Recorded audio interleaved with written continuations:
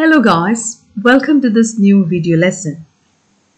This lesson is exclusively for introducing one of the most dynamic, admirable, controversial, confessional poets of 20th century, the American poet and novelist Sylvia Plath. We have got two poems by Sylvia Plath to learn. One is the Morning Song, which is dealt with a relationship between a child and the mother, where she delineates and expresses and lavishes a lot on motherhood, maternity, and the relationship between mother and her child.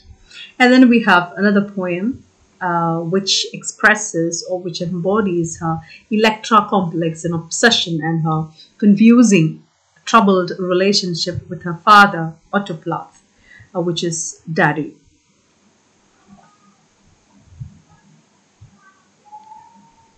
Born in 1932 in Boston, America, Massachusetts, Plath was the daughter of a German immigrant college professor, Otto Plath, and one of his students, Aurelia Schauber. So the poet's early life and her years, they were spent near the seashore, but her life, it's witnessed and it experienced a turning point or a change abruptly when Otto Plath died in 1940 when she was just 8 years old. Some of her vivid poems, like Daddy, which we are going to learn very soon, concerns her troubled relationship with her authoritarian father and her feelings of betrayal when he died. There were so many troubles and turmoils and conflicts and issues that she experienced as a young girl. A financial crisis and circumstances forced Plath's family to move to Massachusetts, where Aurelia, she took care of the children, and she was a secretary at the Boston University. She taught management studies and secretarial studies at Boston University. And Plath, of course, was a gifted student. She won numerous awards and she published a lot of stories and poetry because her interest in writing emerged at an early age. And she began her writing career by keeping a journal. You can see a lot of details and events related to her life. Her bio brief is given here. And this is a lot of biographical details, the life events and incidents in the life of Sylvia Plath. And during her undergraduate years, attaining adulthood, she began to suffer the symptoms of severe depression that would ultimately lead to her death. So one thing you need to keep in mind was Sylvia Plath was highly depressive. And in simple terms, you can say that a schizophrenic, a schizoid, and a paranoid all rolled into one, with a lot of poetic skills and poetic scapes embedded and filled within. That is what Sylvia Plath is all about.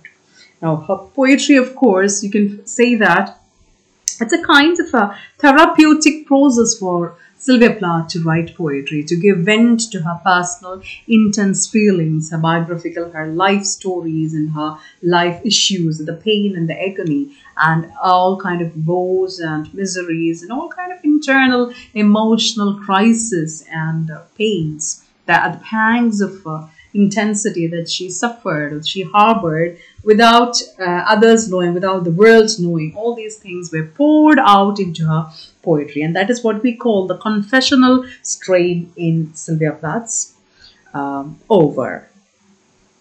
And as if she said in one of her journal, she wrote that it is as if my life were magically run by two electric currents, that is joyously positive and despairingly negative. So two opposite to contrary, there is a dichotomy always within Sylvia Plath, her soul, her mind and her body. And these two strains and these two segments always pull and push. They move apart, and there is always a tug of war between this despairing negative and joyful positive within her.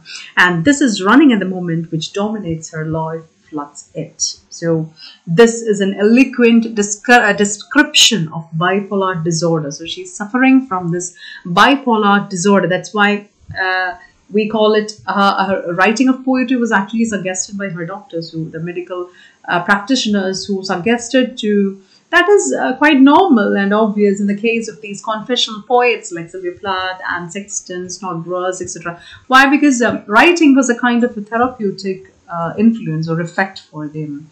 This way they give vent, or this is actually an outlet where they can just waste away, they can throw and pour out their pain and agony, which they normally hid from the world and from the light. Okay, always a kind of a bipolar darkness that they harbor within their mind, and which actually was a reason for their destruction or mental breakdown. And this is a manic depression that she also suffered, and that way that also was merged and blended with her obsession for her father, whom she complains. She often says that you left me, who told you to leave me? But then it was a fact that he died, and she couldn't even, till her very death, she was not able to overcome or accept the truth that her father is no more, and she is living in a world where her father is no more. That kind of insecurity that a girl suffers when her father figure is lost forever, and she is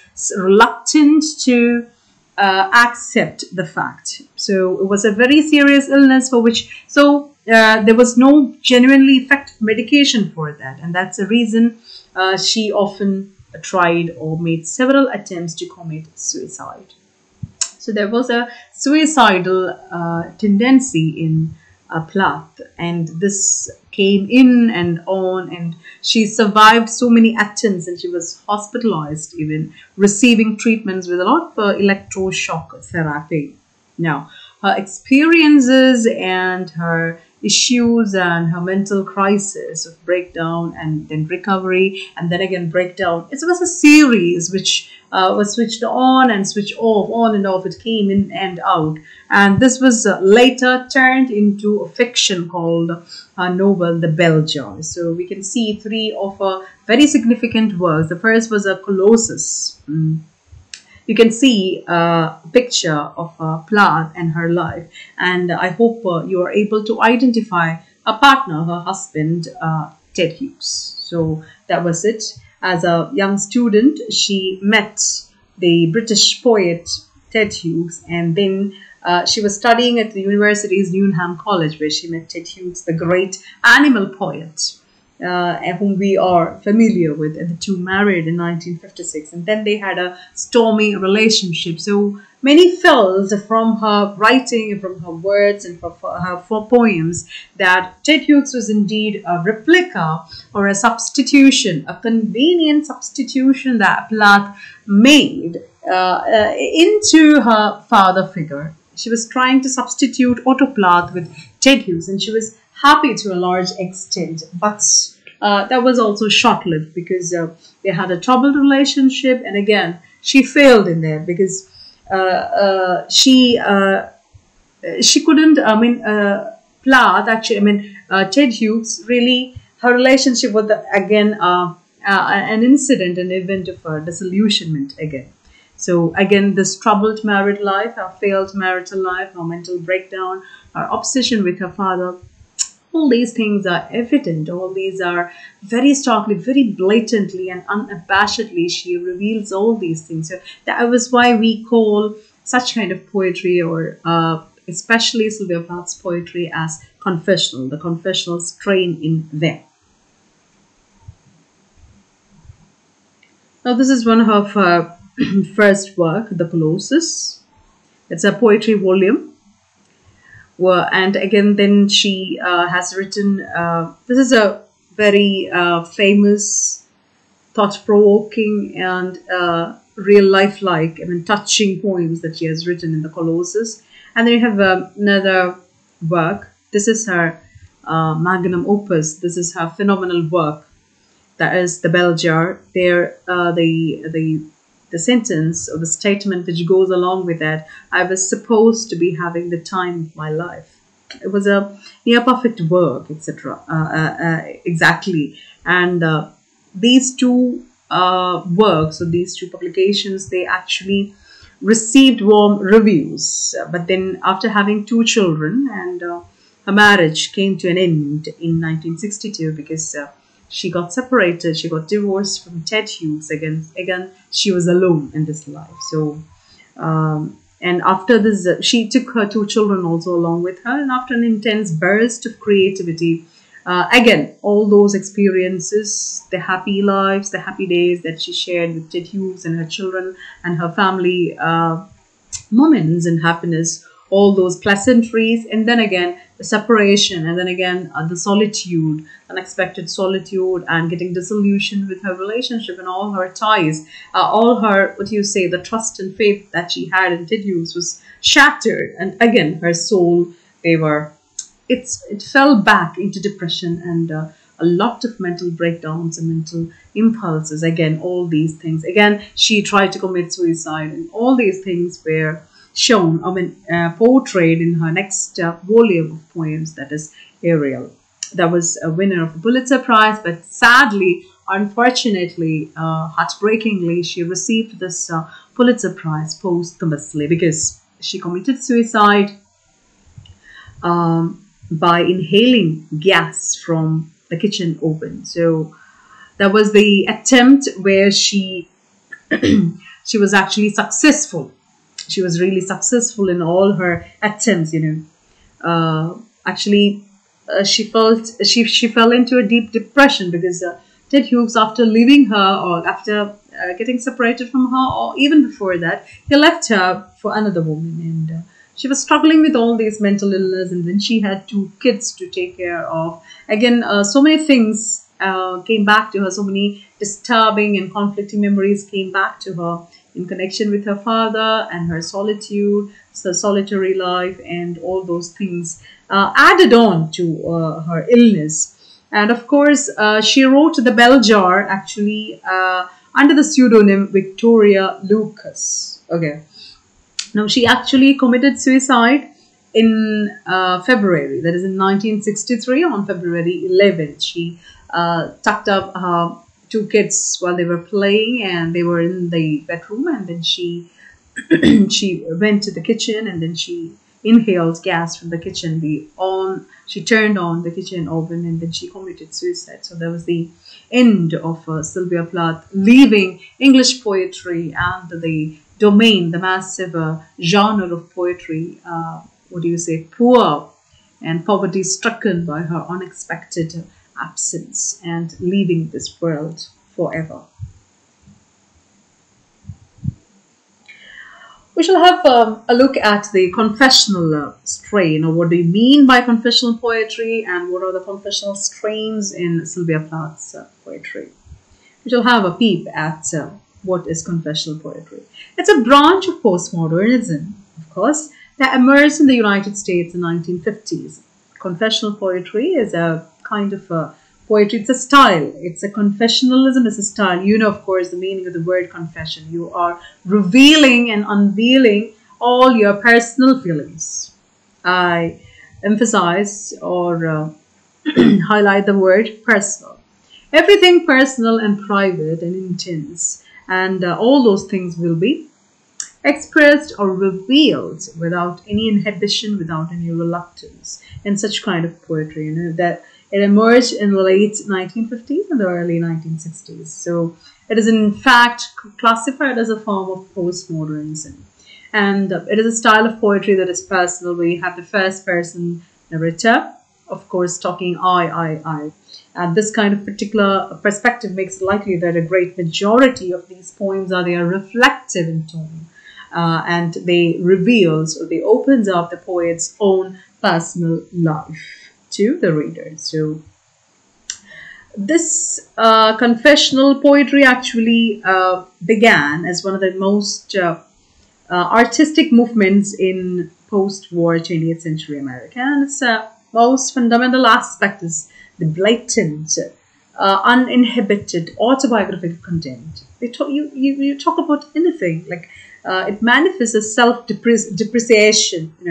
It deals with the taboo topics. You never talk about all these things normally. It isn't easy. It is really hard to talk about all these things. For example, your sexual experiences, your addiction to any particular habits, or your mental illness, your family issues, your family relationships, everything which is very personal and private, all these things will be revealed in confessional poetry. So that is it.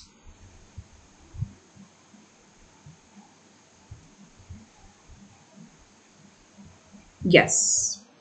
Here we have we shall have a look at Robert Lovell's The Life Studies. Now, this was a great work which actually impacted and influenced, which really, what do you say, played a significant role in the life of Sylvia Plath and so many other confessional poets. Because this is this actually inaugurated, or this triggered, Robert Lovell's Life Studies triggered a newly personal mode of writing, which popularized exploring the self. It is actually a kind of an introspective kind of writing, meditative, therapeutic, reflective, and explorative investigation of the self. You're investigating yourself, And Robert Lovell was a person who introduced this kind of a poetry, or who fashioned this kind of a poetry. And this phrase burst into common usage in September 1959. And the critic Rosendahl, if you Google up, if you browse, you can find all these things. He coined this. It was Rosendahl preparing for competitive exams and for NET. Of course, you need to keep his name in mind. Robert Lovell and Life Studies. This was a work which inaugurated the confessional poetry. But the term confessionalism was coined by M.L. Rosendahl.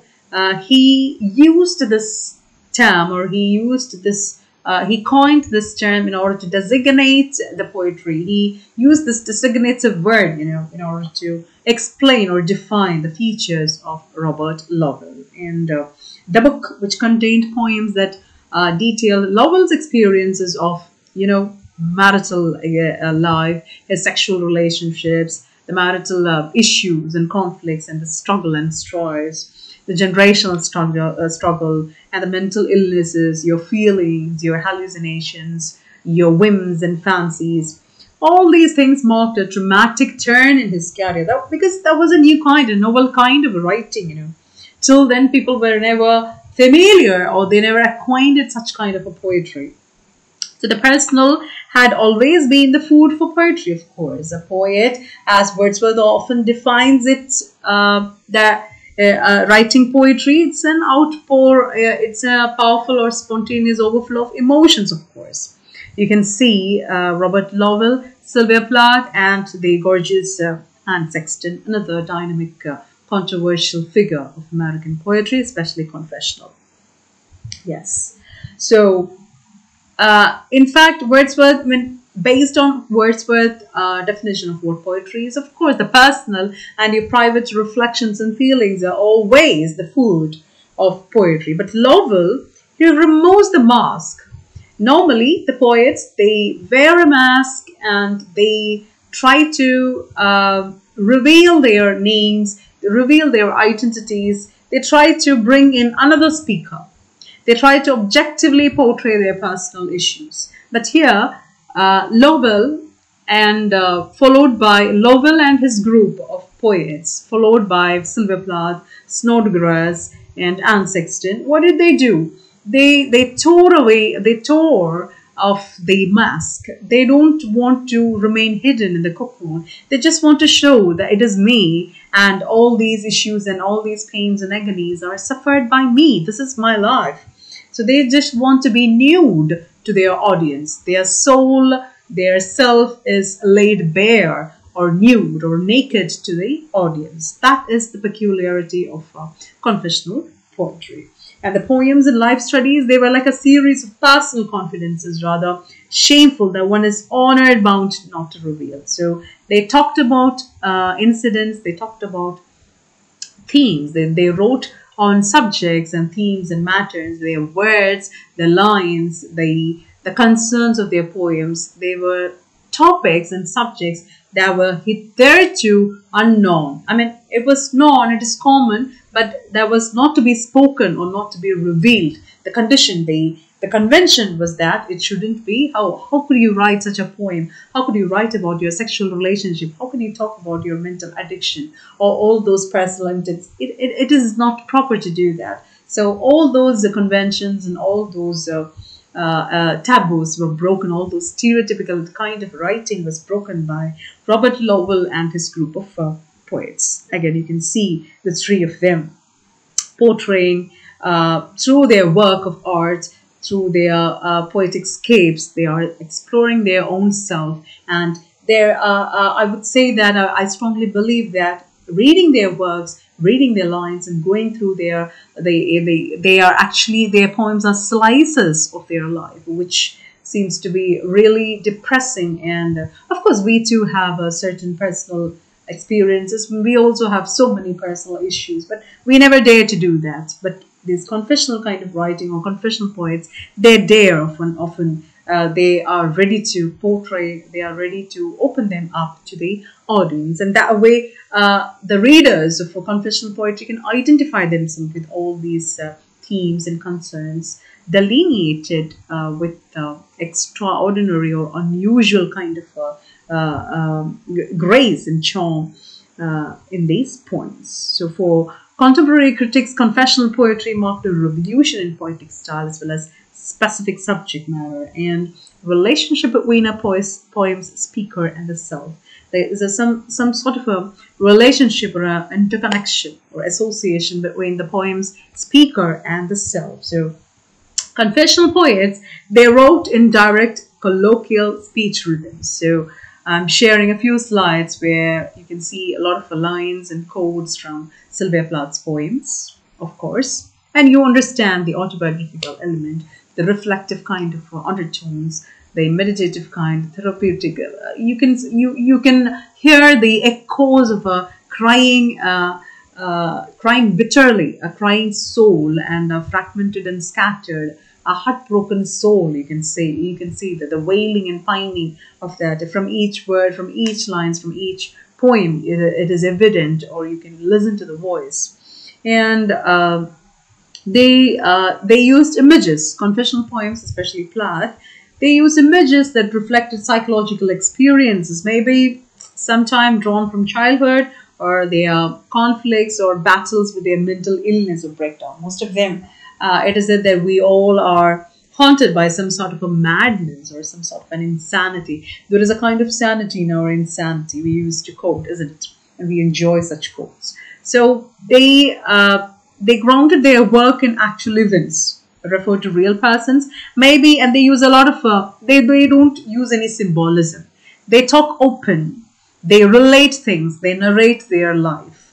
They don't use any symbols or they don't use any metaphorical transformation. They don't want to defamiliarize things. They don't use any universal symbols or metaphors, just like my love is a red, red rose. No, nothing.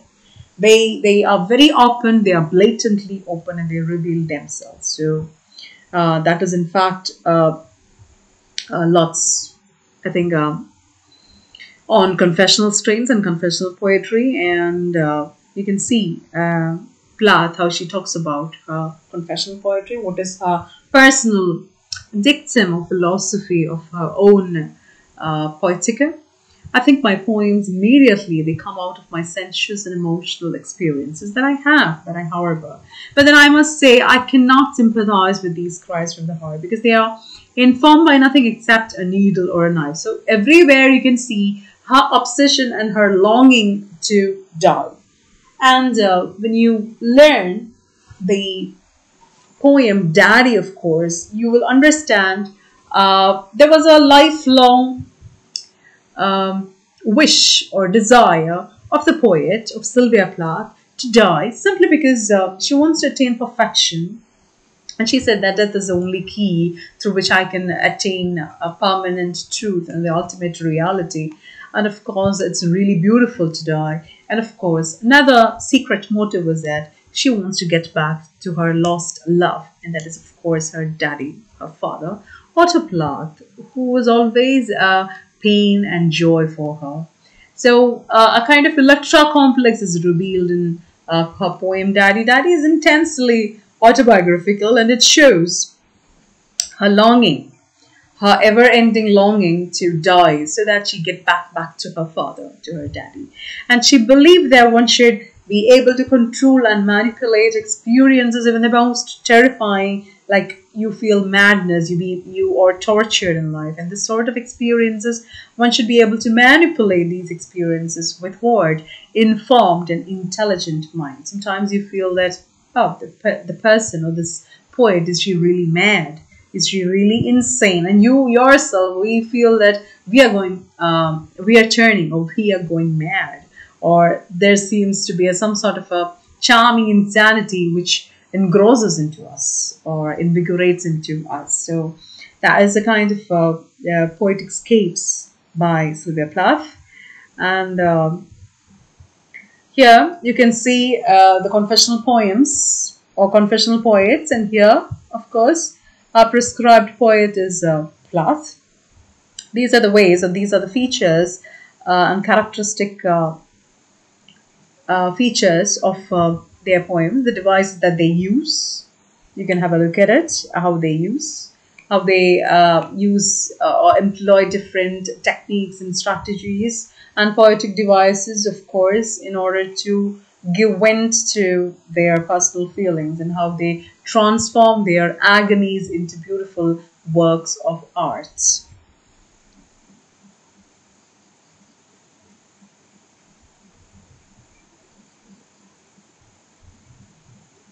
Yes, these are some beautiful quotations from Sylvia Plath. When you're insane, you're busy being insane all the time. So some sort of a madness, some sort of a paranoia, or you say schizophrenic elements and strains are evident. Apparently, she lavishes so much of elements and strains in her poems. You can see that. And the major characteristics of or majority of her themes, it deals with the love-hate relationship, the madness, the painful experiences, the depression, the sadness, the obsession with death, the tendencies to commit suicide, and the realization of the futility of life.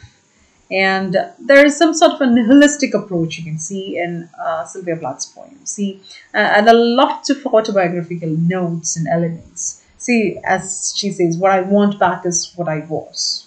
She wants to get back her childhood days when her father was there, and she couldn't accept at any cost that she is in an environment, she is in a place where he is not there. So that's why I told you it's an electra complex strain with which she was really obsessed with, which she couldn't get rid of till her last moment. Again and again, she is committing suicide. And then she thought she had a resort, and that was Ted Hughes. Again, that was also disillusioned. Again, she was shattered, and she failed in that love. So again, anxiety, alienation, so psychological complexities and a universality of anguish. And lots of broken relationships. She lost her father. She didn't have much intimacy with her mother. And then again, somebody came into her life like Ted Hughes. Again, he also left. So all these things find expression in Sylvia Plath's poetry. So later on, she understood that there is no resort other than going back to her father, a world where he is there, because that is a token of perfect security, for her. So these are the themes, what I told, that is a lot of obsession, suicidal impulses, the failures, the meaninglessness of now, some sort of an absurdity is there, and a nihilism, a nihilistic approach is there, and alienation and anxiety, a lot of psychological complexities that she had. The childhood experiences and memories, and her father's death, and her lifelong wish to die, to get back to him.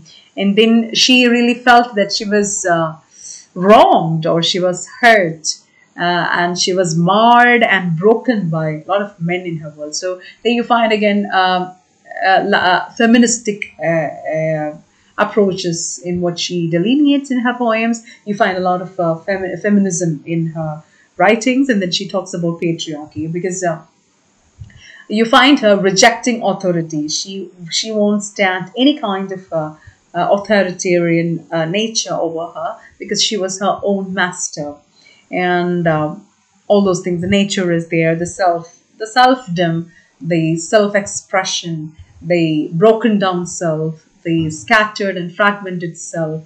All these things can be seen in her poem. So this is actually the concluding lines, the concluding stanza of her poem, Lady Lazarus. Her God, her Lucifer, beware, beware. Each time she commits suicide, and each time she tries to get back to her father, she wants to leave this world. But then each time she comes back, she doesn't die. And I think it was the third or the fourth time she really was successful. Yes. The fourth time or the fifth time, she really was successful in committing suicide and really died, literally die and leave this world. So out of the ash, I rise with my red hair and I eat men like air. It's a beautiful concluding lines of her poem, Lady Lazarus. So again, you have the destructive element is there in Sylvia Plath's poems.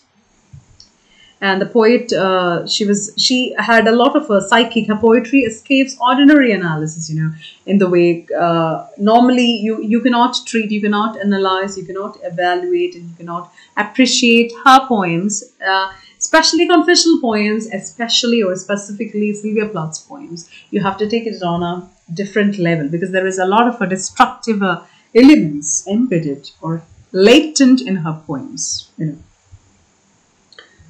And so that is all about introducing Sylvia Plath, the confessional poet, the dynamic, the gorgeous, the charming, beautiful figure of American poetry. And it seems as if the distinction of her language, that every word is like the flame and the rose folded together.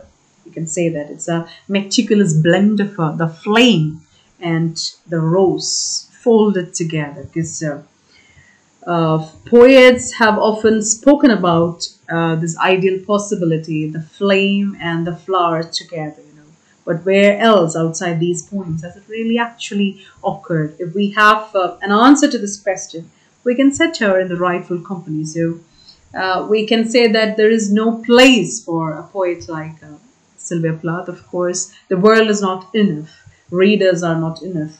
Poetica or poesy is never is never relevant, or poesy is no more actually, and there is no enough space. We can't afford or withstand, or we are, not worthy enough to accommodate a poet like Sylvia Plath actually. So she has left this world leaving a treasure full of her beautiful art pieces, her poems, and which were actually burning slices of her life. And thank you guys. Thank you for watching. See you in the next video lesson.